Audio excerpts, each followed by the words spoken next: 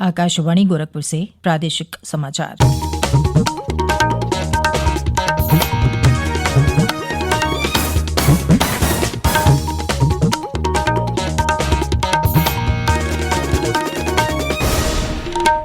नमस्कार।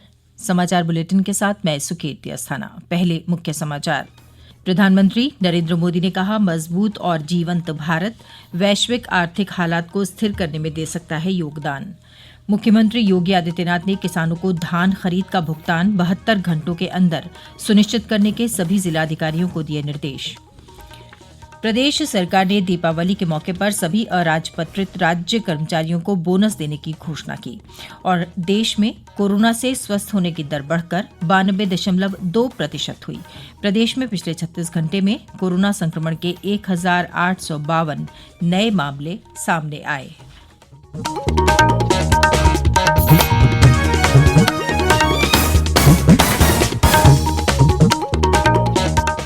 और अब समाचार विस्तार से। प्रधानमंत्री नरेंद्र मोदी ने कहा है कि मजबूत और जीवंत भारत विश्व की आर्थिक व्यवस्था में स्थिरता लाने में महत्वपूर्ण भूमिका निभा सकता है।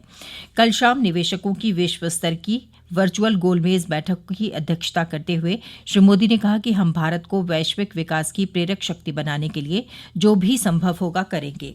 उन्होंने कहा कि भारत वो जगह है जहां निवेशक विश्वसनीयता, लोकतंत्र, स्थिरता, निरंतरता और प्रदूषण मुक्त विकास के अवसरों के साथ मुनाफा भी कमा सकते हैं। प्रधानमंत्री ने कहा कि कृषि क्षेत्र में हाल के सुधारों से देश के किसानों के साथ साझेदारी की शानदार संभावनाएं बनी हैं। उन्होंने कहा कि टेक्नोलॉजी और अत्याधुनिक प्रसंस्करण सुविधाओं से भारत कृषि पदार्थों का प्रमुख निर्यातक बन जाएगा। प्रधानमंत्री श्री मोदी ने कहा कि भारत में निवेशकों के लिए लोकतंत्र, जनशक्ति और विविधता जैसे फायदे हैं। उन्होंने कहा कि भारतीय अर्थव्यवस्था का लचीलापन हमारी व्यवस्था की ताकत, जनता के सहयोग और नीतियों की स्थिरता से प्रेरित हैं। उन्होंने कहा कि इस साल भारत ने वैश्विक महामारी का बहादुरी से मुकाबला किया और इस दौरान विश्व को भारतीयों के राष्ट्रीय चरित्र की एक झलक देखने को मिली। श्री मोदी ने कहा कि आज दुनिया हमारे देश की असली ताकत से अवगत हो चुकी है। प्रधानमंत्री ने कहा कि इस संकट ने भारतीयों की उन विशेषताओं को सफलतापूर्वक उजागर कर दिया जिसके लिए वो जाने जाते हैं। प्रधानमंत्री ने कहा कि महामारी के प्रकोप के दौरान देशवासियों ने उत्तरदायित्व, करुणा, राष्ट्रीय एकता और नवाचार की शानदार भावना प्रदर्शित की। प्रधानमंत्री ने कहा कि देश को आत्मनिर्भर बनाने की प्रधानमंत्री की सोच मात्र एक परिकल्पना नहीं है, बल्कि ये सोची समझी आर्थिक रणनीति है। उन्होंने कहा कि इस रणनीति का उद्देश्य हमारे कारोबारियों की क्षमताओं और कामगारों के कौशल का उपयोग करके भारत को निर्माण के वैश्विक केंद्र के रूप में विकसित करना है। केंद्रीय पर्यावरण, वन और जलवायु परिवर्तन मंत्री प्रकाश जावड़ेकर ने कहा है कि भारत ने अक्षय ऊर्जा और हरित क्षेत्र को बढ़ावा देने सहित विषैली गैसों के उत्सर्जन को कम करने के कई उपाय किए हैं। उन्होंने कहा कि देश ने सभी मानदंडों पर बहुत अच्छा प्रदर्शन किया है। कल नई दिल्ली में जलवायु परिवर्तन के बारे में भारत के मुख्य कार्यकारी अधिकारियों को संबोधित करते हुए श्री जावड़ेकर ने कहा कि भारत ने 2030 तक अक्षय ऊर्जा का 450 गीगावाट उत्पादन हासिल करने का महत्वाकांक्षी लक्ष्य निर्धारित किया है। उन्होंने कहा कि भारत ने विषैली गैसों के उत्सर्जन को कम करने के लिए पेरिस समझौते के तहत राष्ट्रीय स्तर पर निर्धारित योगदान की घोषणा की है। श्री जावड़ेकर ने कहा कि भारत में प्रति व्यक्ति कार्बन उत्सर्जन विकसित देशों की तुलना में बहुत कम है। श्री जावड़ेकर ने कहा कि जलवायु परिवर्तन एक महत्वपूर्ण मुद्दा है और इससे निपटने के लिए सभी देशों को मिलकर प्रयास करने चाहिए। श्री जावड़ेकर ने कोविड-19 से निपटने के भारत के प्रयासों की सराहना करते हुए कहा कि उसने पूरी दुनिया को इस महामारी से निपटने की राह दिखाई है। उन्होंने ये भी कहा कि भारत में आर्थिक गतिविधियां फिर से सामान्य हो रही हैं और विभिन्न आर्थिक मानदंडों में प्रतिदिन सुधार हो रहा है। मुख्यमंत्री योगी आदित्यनाथ ने किसानों को धान खरीद का भुगतान 72 घंटे के अंदर सुनिश्चित करने के सभी जिलाधिकारियों को निर्देश दिए हैं। ये जानकारी देते हुए अपर मुख्य सचिव सूचना नवनीत सहगल ने बताया कि मुख्यमंत्री के स्पष्ट निर्देश हैं कि किसानों को धान खरीद में किसी प्रकार की कोई समस्या नहीं होनी चाहिए। उन्होंने बताया कि धान क्रय केंद्रों पर शिकायत मिलने पर जिलाधिकारी की जिम्मेदारी होगी। उन्होंने बताया कि प्रदेश में अब तक 65 लाख क्विंटल से अधिक धान की खरीद की जा चुकी है।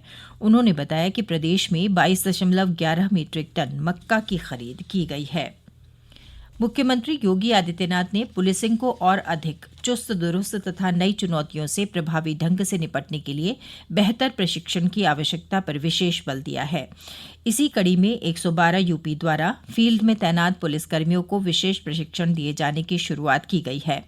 अपर मुख्य सचिव गृह अवनीश कुमार अवस्थी ने बताया कि कोरोना काल में पुलिस के सामने भी कई चुनौतियां नए रूप में सामने आई हैं।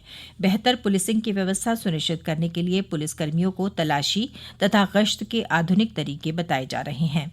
अपर पुलिस महानिदेशक असीम अरुण ने बताया कि प्रशिक्षण के दौरान फील्ड में तैनात 112 यूपी के पीआरवी कर्मियों को मिशन शक्ति, कोविड, तलाशी तथा गश्त और गिरफ्तारी की तकनीक की जानकारी दी जा रही है।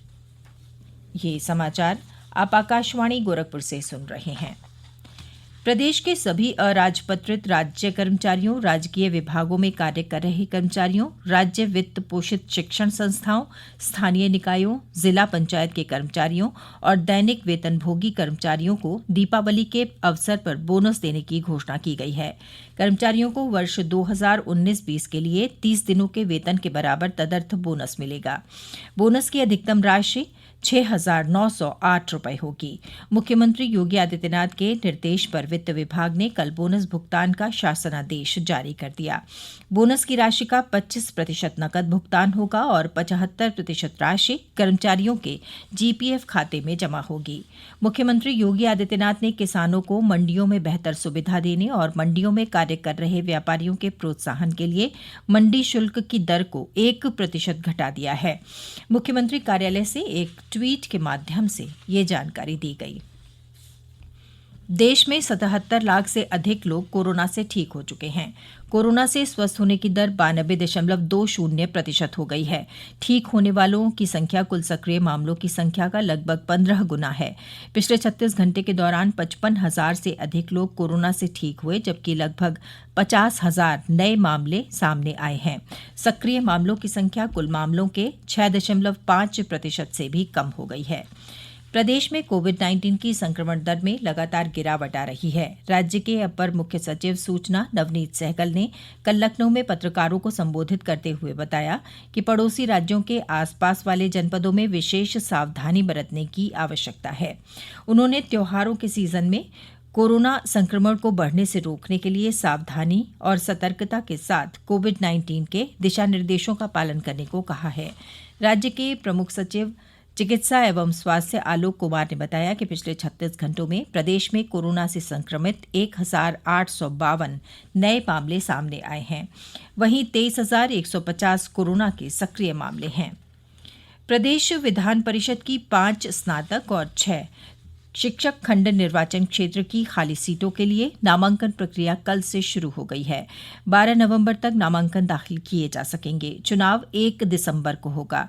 प्रदेश के मुख्य निर्वाचन अधिकारी अजय कुमार शुक्ल ने बताया कि नामांकन सुबह 11 बजे से दोपहर 3 बजे तक दाखिल किए जा सकेंगे। आगरा, मेरठ, लखनऊ, वाराणसी और इलाहाबाद झांसी खंड स्नातक निर्वाचन क्षेत्र और लखनऊ, वाराणसी, बरेली, मुरादाबाद, मेरठ, आगरा और गोरखपुर, फैजाबाद शिक्षक निर्वाचन क्षेत्र के चुनाव होने हैं।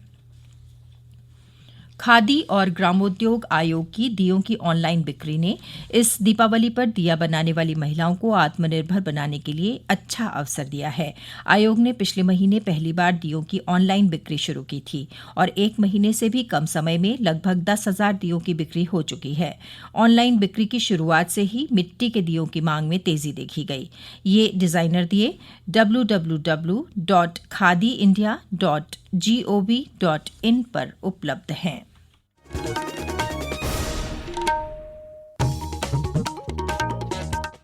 और अंत में मुख्य समाचार एक बार फिर। प्रधानमंत्री नरेंद्र मोदी ने कहा, मजबूत और जीवंत भारत वैश्विक आर्थिक हालात को स्थिर करने में दे सकता है योगदान। मुख्यमंत्री योगी आदित्यनाथ ने किसानों को धान खरीद का भुगतान 72 घंटों के अंदर सुनिश्चित करने के सभी जिलाधिकारियों को दिए निर्देश। प्रदेश सरकार ने दीपावली के मौके पर सभी अराजपत्रित राज्य कर्मचारियों को बोनस देने की घोषणा की और देश में कोरोना से स्वस्थ होने की दर बढ़कर 92.2% हुई। प्रदेश में पिछले 36 घंटे में कोरोना संक्रमण के 1,852 नए मामले सामने आए। इसके साथ ही समाचार बुलेटिन समाप्त हुआ। नमस्कार।